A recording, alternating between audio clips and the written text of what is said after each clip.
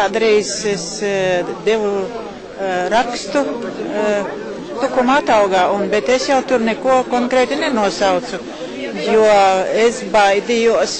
Es tikai uzrādīju, ka mans brālis bija iegājis tajā Čekas pagrabā Rēzeknē, bet es arī pati biju iegājis.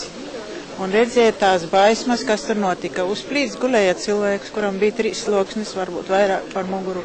Viņš bija apdedzināts.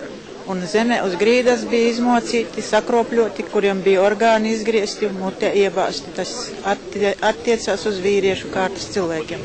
Ausis bija nogrieztas un mēles izrautas. Tur skats bija ļoti baigs un bija katls uz plīts, kur liels kā dakšas bija iekšā.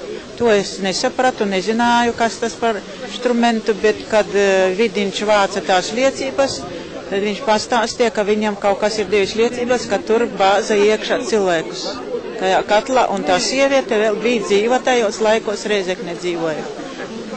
Un ko es varu konkrēti šodien apliecināt, ka tas bija īsta patiesība, jo kādreiz es baidījos to pateikt tiešā vārda nozīmē, ka es pati acu liecinieks tam baigajam gadam Rēzeknes pagrabā, kur rīkojās čekisti.